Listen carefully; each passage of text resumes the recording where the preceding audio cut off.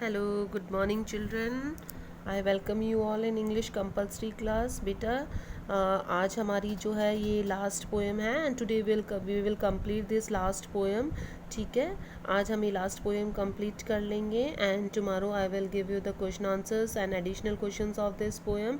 And from day after tomorrow, it means on from Monday, we will start our new chapter. ठीक है, तो ये हमारी last poem है जो कि हमारी लेसन 16 एंड पोएम नंबर 5. ठीक है, 10 स्नेह जो कि लास्ट पोएम है हमारी. ठीक है बेटा, तो इसी के साथ में हमारी अगर ये वाली पोएम आज कंप्लीट हो जाएगी हमारी, इसी के साथ में हमारे 10 मार्क्स का जो हमने कंप्लीट कर लिया है. राइटिंग पार्ट हमारा 25 मार्क्स का था, वो हमने कंप्लीट कर लिया. फिर 10 मार्क्स की हमारी पोइट्री है.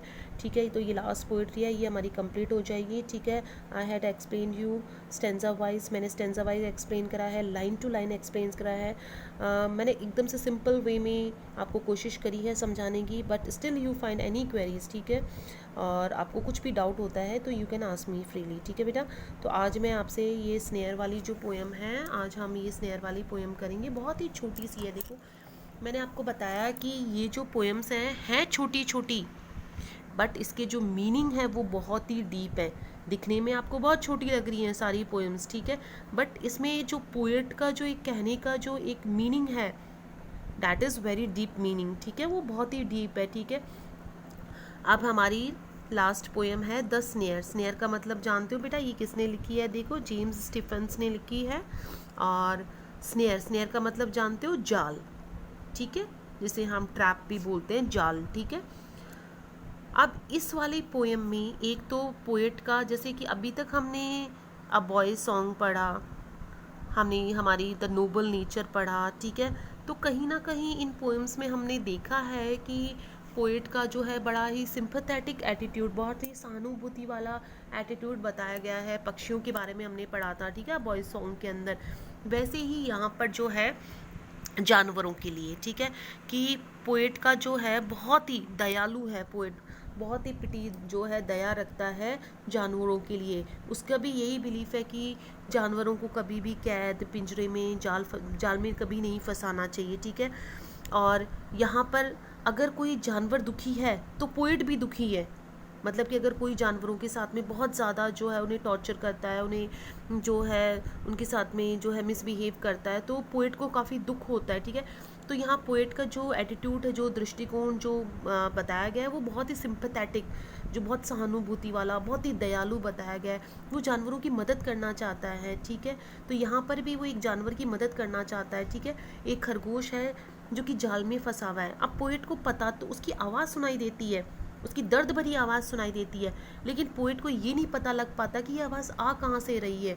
वो बार बार उस जगह को ढूंढने की कोशिश करता है कि ये आवाज़ कहाँ से आ रही है, लेकिन उसे जगह नहीं मिल पाती है. ठीक है, वो उसकी बहुत ज़्यादा मदद करना चाहता है. उसको ये तो पता है कि वो रैबिट, वो खरगोश जो है, वो दर्द के मारे चीख रहा है. ठीक है, वो उसे मदद के लिए पुकार रहा है किसी को. ठीक है, अब पोएट काफ़ी उसकी मदद करना चाहता है, लेकिन वो उस जगह को नहीं ढूंढ पाता है. तो वो काफ़ी दुखी भी है पोएट. वो मतलब कि पोएट इतना ज़्यादा उसका सिंपैथेटिक वाला एटीट्यूड है, इतना ज़्यादा सहानुभूति रखता है उसके साथ में, कि वो उसके डर को भी इमेजिन करने लग जाता है, उसके डर को महसूस करने लग जाता है कि वो कितना डरा हुआ. मतलब उसकी आवाज़ से पोएट को कवि को महसूस होने लग जाता है कि पोएट रैबिट जो है, खरगोश कितना डरा हुआ है. ठीक है, तो उसी के बारे में ये पोएम है. मतलब कि ये जानवरों के लिए जो है बहुत ही सिंपैथेटिक, दया वाला, एक मदद करने वाला जो है, उसका इमोशंस को यहाँ पर पोएट्री को बताया गया है.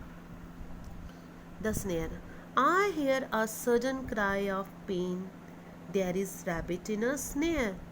Now I hear the cry again, but I can not tell from where. अब देखो, I hear a sudden, sudden का मतलब होता है अचानक, क्राई का मतलब रोना, चीख, पेन का मतलब दर्द. अब पोएट कहता है कि मुझे अचानक से दर्द भरी चीख सुनाई देती है. There is rabbit in a snare, कहीं जाल में कोई खरगोश है. अब पोएट कहता है कि मुझे एक दर्द भरी चीख सुनाई देती है खरगोश की, मुझे एक दर्द भरी चीख सुनाई देती है, कहीं जाल में कोई खरगोश है. Now I hear the cry again, अब वापिस से मुझे वो चीख सुनाई देती है. But I can not tell from where, लेकिन मैं बता नहीं सकता कि ये आवाज़ कहाँ से आ रही है। मतलब कि पोएट को उसकी दर्द भरी चीख तो सुनाई दे रही है खरगोश की, उसे ये पता है कि कोई खरगोश जाल में है, उसे बार बार वो आवाज़ आ रही है, लेकिन वो उस जगह के बारे में नहीं बता सकता कि वो आवाज़ आ कहाँ से रही है। But I can not tell from where. अब देखो इस वाली लाइन को बार वापस रिपीट करा गया है। क्यों रिपीट करा गया है? मतलब कि इसीलिए देखो बट का भी बहुत यूज़ में हुआ है यहाँ पर, वो इसीलिए यूज़ में हुआ है कि कवि की इसमें एक एटीट्यूड बताया गया है मदद वाला, कि कवि जो है बहुत ज़्यादा एक्साइटेड है उसकी मदद करने के लिए, ठीक है, और बहुत ज़्यादा बार बार लाइन्स को रिपीट करा गया है, मतलब कि वो उसके दुख में बहुत ज़्यादा शामिल है, उसकी मदद करना चाहता है। But I can not tell from where, लेकिन मैं बता नहीं सकता ये आवाज़ कहाँ से आ रही है। He is calling out for aid. Aid का मतलब होता है मदद, ठीक है, हेल्प। कॉलिंग का मतलब बुलाना। वह मदद के लिए बुला रहा है, मतलब कि पोएट को महसूस हो रहा है कि खरगोश जो है वो मदद के लिए पुकार रहा है। Crying on the frightened air, उसके चीखने से। फ्राइटेंड, फ्राइटेंड का मतलब डरा हुआ, एयर का मतलब होता है हवा, यहाँ पर है माहौल। उसके चीखने से सारा माहौल भयभीत डरा हुआ हो गया है। मेकिंग एवरीथिंग अफ्रेड, सब कुछ भयभीत हो गया है, सब कुछ डरावा हो गया है। मतलब कि पोएट उसके डर को महसूस कर पा रहा है। पोएट को लग रहा है कि खरगोश जो है मदद के लिए चीख रहा है, मदद के लिए चिल्ला रहा है, और उसकी चिल्लाने की वजह से सारा माहौल डरावा सा हो गया है। मेकिंग एवरीथिंग अफ्रेड, सब कुछ भयभीत हो गया है। Wrinkling of his little face, अब डर के मारे वो पोएट कहता है उसका लिटिल छोटा सा चेहरा खरगोश का, रिंकलिंग, रिंकलिंग का मतलब होता है सिकुड़ना, उसका छोटा सा चेहरा दर्द के मारे सिकुड़ गया है। As he cries again for aid, वो वापस से चीखता है मदद के लिए। I can not find the place, लेकिन मैं उस जगह को ढूंढ नहीं सकता। अब पोएट जो है वो देखो, पोएट कितना उसके दर्द को महसूस कर पा रहा है, कि उसके चेहरे को भी वो महसूस कर पा रहा है कि उसका चेहरा भी डर से कैसा हो गया है, बिल्कुल सिकुड़ गया है डर के मारे। अब वो बार बार रैबिट जो है खरगोश डर के मारे चिल्ला रहा है, चीख रहा है, ठीक है, लेकिन पोएट को बहुत दुख है कि वो उस जगह को नहीं ढूंढ पा रहा है, ठीक है। तो पोएट मतलब उसके डर को पोएट महसूस कर पा रहा है, कि उसके चीखने से ही, उसकी आवाज़ से ही उसको पोएट को महसूस हो गया है उसको, उसका डर के मारे उसका चेहरा कैसा हो गया है, सिकुड़ गया है। तो कह रहा है सब कुछ डर गया है, उसका छोटा सा चेहरा दर्द के मारे सिकुड़ गया है। वो वापस मदद के लिए पुकारता है, लेकिन मैं उस जगह को ढूंढ नहीं सकता। And I can not find the place, और मैं उस जगह को ढूंढ नहीं सकता। वेयर हिज पॉ इज इन द स्नेयर, उस जगह को नहीं ढूंढ सकता, लेकिन पोएट को महसूस हो रहा है कि उसका पॉ का मतलब होता है पंजा, उसका पंजा जाल में है। Little one, oh little one, I am searching everywhere, अरे छोटे से, अब देखो उसको एक बच्चे की जैसे, जैसे एक छोटा बच्चा होता है उसको लिटिल वन कहते हैं, ठीक है, तो वैसे ही खरगोश के बारे में बताया गया है कि वो छोटा सा बच्चा जो है, उस आई एम सर्चिंग एवरीवेयर, मैं उसे हर जगह ढूंढ रहा हूँ।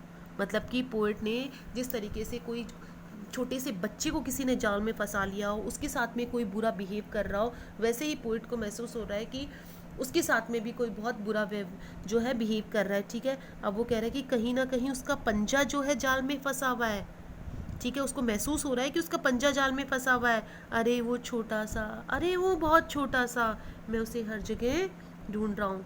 मतलब कि उस जगह को जानना चाहता है पोएट कि वो कहाँ पर फंसा हुआ है, लेकिन उस जगह को वो ढूंढ नहीं पाता। उसकी आवाज़ को महसूस कर पा रहा है, उसके दर्द को महसूस कर पा रहा है, उसको ये भी महसूस हो रहा है कि उसका पंजा जाल में फंसा हुआ है, लेकिन वो उस जगह को नहीं ढूंढ पा रहा है। आया बेटा समझ में? ठीक है, तो ये इस पोएम है, मतलब कि एक पोएट का बहुत ही सिंपैथेटिक, बहुत ही सहानुभूति वाला, दया वाला, मदद वाला जो एटीट्यूड जो है जानवरों के लिए इस पोएट में बताया गया है, उसकी आवाज़ को ही महसूस कर पा रहा है। तो वो कितना मतलब कि दयालु है जानवरों के लिए, जानवरों को वो इस बात में भी विश्वास करता है कि जानवरों को कभी भी जाल में फंसाकर नहीं रखना चाहिए, कभी उनके लिए जाल नहीं बिछाना चाहिए, उनको भी बिल्कुल फ्रीली छोड़ देना चाहिए। तो एक रैबिट के यहाँ पर एक सिंबल बनाकर, एक खरगोश को प्रतीक बनाकर इस पोएम के ज़रिए बताया गया है। आया बेटा समझ में? आप इसके क्वेश्चन आंसर्स देख लो, ठीक है, और कल मैं इसके क्वेश्चन आंसर्स जो भी एडिशनल वगैरह होंगे वो मैं सेंड कर दूँगी, ठीक है। मैं एक बार समझा देती हूँ, कल आप कर लेना इसको, ठीक है। Lines and words are repeated time and again, what is the purpose of the poet? कि लाइन्स और वर्ड्स बार बार रिपीट करे गए, क्या पर्पस, क्या उद्देश्य है इसमें? पोएट का क्या उद्देश्य है बेटा? कि मदद वाला ये है, ठीक है, कि बार बार एक जोर पड़े कि वो उसकी मदद हेल्प करना चाहता है, उसके दर्द को महसूस कर रहा है वो।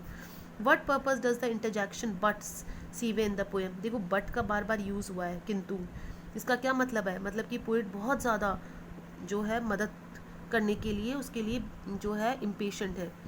फाइंड द वर्ड्स और phrases depicting the condition of the rabbit. इसमें से ऐसे वर्ड्स को ढूंढना है जिसमें रैबिट की कंडीशन के बारे में बता लग रहा है, जैसे रिंकलिंग, उसका चेहरा सिकुड़ा हुआ है, उसका पॉ जो है जाल में फंसा हुआ है, ठीक है। Find the rhyming scheme of the first stanza. इसमें फर्स्ट स्टेंजा की राइमिंग स्कीम क्या है? राइमिंग स्कीम का मतलब होता है बेटा, अब जैसे ये लास्ट वाला वर्ड देखना है, पेन किससे मिल रहा है? अगेन से मिल रहा है। स्नेयर किससे मिल रहा है? वेयर से मिल रहा है। तो इसको हम नाम दे देते हैं ए, ये इससे नहीं मिल रहा, इसको दे देते हैं बी, ठीक है, और इसको दे देते हैं सी, इसको दे देते हैं हम डी। तो किससे मिल रहा है आपका राइमिंग स्कीम? फर्स्ट वाला सी से मिलता है, बी वाला डी से मिल रहा है, ठीक है। लास्ट वाले वर्ड की रिदम दिखी जाती है। Explain the phrase frightened air. Frightened air का क्या मतलब है? फ्राइटेंड एयर का मतलब है कि रैबिट की चीखने की वजह से पूरा एटमॉस्फेयर कैसा हो गया है? फ्राइटेंड, डरा हुआ हो गया है। Why is the poet searching for the rabbit? Poet rabbit को क्यों ढूंढ रहा है? उसकी हेल्प करने के लिए, उसे फ्री करवाने के लिए स्नेयर में से। Who is afraid and why? कौन डरा हुआ है? रैबिट है। क्यों डरा हुआ है? उसका पॉ जो है पंजा जाल में फंसा हुआ है। What provides unity in the poem? क्या चीज़ है जिसमें एकता बताई गई है? एनिमल्स के लिए। What is the theme of the poem? Poet की थीम क्या है यहाँ पर? पोएम की थीम क्या है? मतलब कि एनिमल्स के लिए हेल्पिंग नेचर होना चाहिए, एनिमल्स के साथ में कभी भी जो है बहुत ज़्यादा क्रूरता से, बहुत ज़्यादा मिसबिहेव नहीं करना चाहिए, उन्हें फ्री छोड़ देना चाहिए, ठीक है। What is the attitude does poet towards the rabbit plight? उसकी कंडीशन की तरफ पोएट का क्या एटीट्यूड है, ठीक है। रैबिट का क्या एटीट्यूड बताया गया है, और इसमें क्या एक अपील करी गई है, लोगों से क्या अपील करी गई है, ठीक है। ओके बेटा, thank you, have a nice day.